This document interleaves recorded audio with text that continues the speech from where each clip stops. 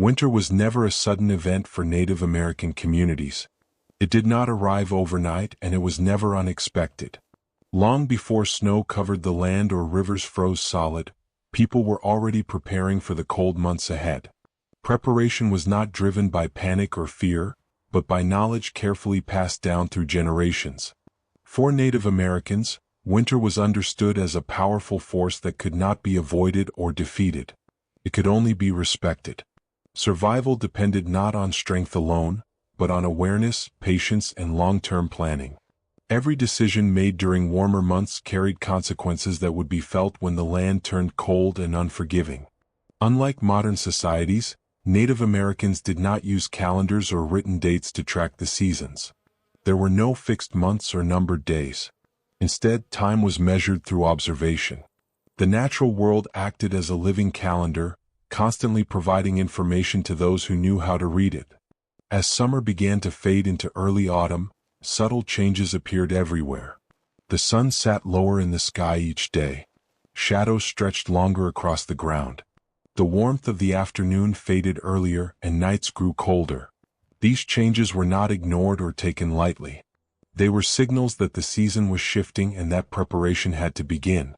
Animals were among the most important indicators. Hunters watched closely for changes in behavior.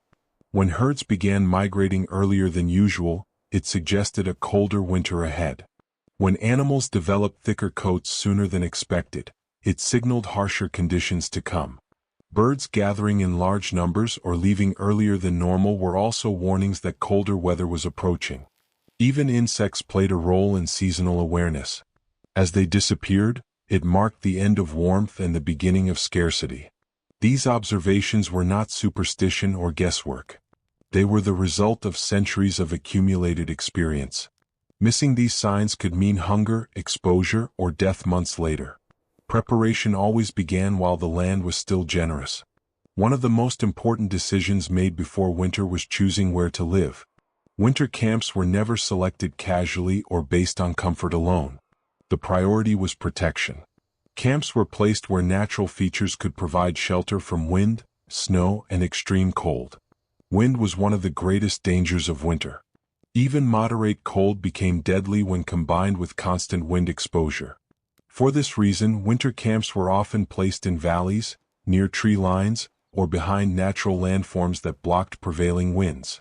South-facing slopes were preferred because they received more sunlight during the short winter days, helping to warm shelters naturally. Access to water was essential, but it had to be carefully managed. Camps needed to be close enough to rivers, springs, or lakes to provide water, yet far enough to avoid flooding or dangerous ice conditions. Frozen water sources could be deadly if people were forced to travel long distances in extreme cold. Movement to winter camps happened early. People traveled while paths were still clear and rivers still passable.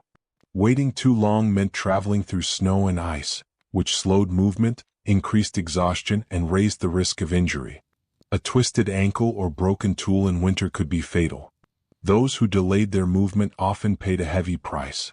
Winter camps were smaller and more compact than summer camps. Smaller spaces were easier to heat and required fewer resources to maintain. Living close together also strengthened social bonds, which were critical during the long months of cold and darkness. Winter was not a time for isolation. It was a time for cooperation. Food preparation was one of the most critical aspects of winter's survival. Winter was a season of scarcity. Hunting during extreme cold was unpredictable, and storms could prevent travel for days or even weeks. Because of this uncertainty, food had to be prepared months in advance. Animals were hunted at specific times of year, usually when fat reserves were at their highest. Fat was essential for survival, providing far more energy than lean meat alone. Hunters understood when to take animals and when to leave them, ensuring both immediate needs and future survival. Once harvested, nothing was wasted. Meat was sliced into thin strips and dried slowly to preserve it. Fat was rendered and stored carefully. Bones were cracked open to extract marrow, an important source of nutrients. Organs were consumed or preserved. Every part of the animal served a purpose. One of the most important preserved foods was pemmican, a dense mixture of dried meat and fat. It was lightweight, highly nutritious, and could last for months without spoiling. Pemmican provided concentrated energy during times when fresh food was unavailable, making it one of the most effective survival foods ever created.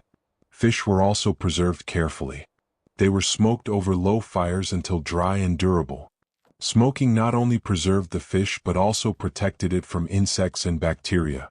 Berries were gathered at peak ripeness, dried in the sun, and stored away from moisture. Roots and tubers were dug from the earth and placed in underground caches, where the cold ground helped preserve them naturally. Some food stores were hidden far from camp.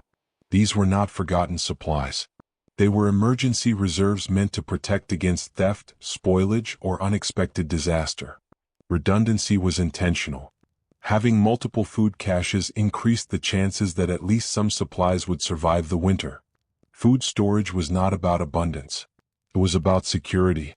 Shelter preparation was equally important. Winter shelters were never rushed or improvised at the last moment. Frames were repaired while materials were still easy to work with. Wood was shaped and reinforced before cold temperatures made it brittle.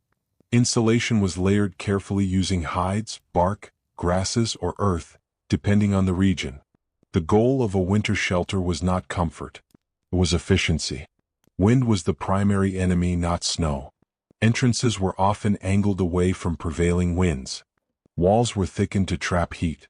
Floors were raised to prevent frozen ground from drawing warmth away from the body. Shelters were designed to retain heat even with minimal fire. This was important because fire could not always be relied upon. Winter storms could extinguish flames. Heavy snow could bury firewood. Wet conditions could make fuel difficult or impossible to burn. Because of this, firewood was gathered and stored months in advance while the ground was still dry. Dry fuel was protected carefully from rain and snow. People also learned to conserve warmth by sharing spaces, reducing movement, and using body heat efficiently. Fire was respected as a powerful tool, but it was never treated as a guarantee. Clothing was another critical part of winter preparation. Clothing was not decorative or symbolic. It was survival equipment. Layers were designed to trap warm air close to the body. Fur direction mattered, especially in wet or snowy conditions.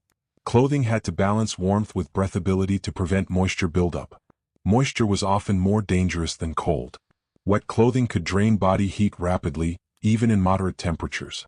For this reason, great care was taken to keep clothing dry and to replace damaged garments before winter arrived. Winter clothing was prepared months in advance. Hides were cleaned, softened, sewn, and repaired while the weather allowed careful work. Seams were reinforced and worn areas were strengthened. A single tear could lead to frostbite. Poorly fitted clothing could restrict movement or expose skin to the cold. Winter survival was not only physical. It was mental and social as well. As days grew shorter, routines changed. Work slowed and activity shifted indoors. Darkness lingered longer each day, and isolation became a serious threat. To endure this, communities relied on shared routines, storytelling, and cooperation. Elders passed down knowledge through stories, preserving history and reinforcing values. Children learned patience and discipline. Everyone contributed in some way, whether through repairing tools, preparing food, or maintaining shelters. Winter demanded collective effort. No one survived winter alone. Despite careful preparation, not every winter passed without loss. Storms sometimes arrived early. Food stores sometimes spoiled. Illness sometimes spread through communities weakened by cold and hunger. Preparation reduced risk, but it could not eliminate it entirely. Those who survived were not always the strongest or the luckiest. They were the ones who prepared early, paid attention to the land, and respected winter's power. Today, winter often catches modern societies by surprise. Power systems fail. Supply chains break. Emergency services struggle to respond. Yet for Native Americans, winter was never unexpected. Survival began long before the first snow ever fell. Winter always comes. The difference is whether we prepare before it arrives.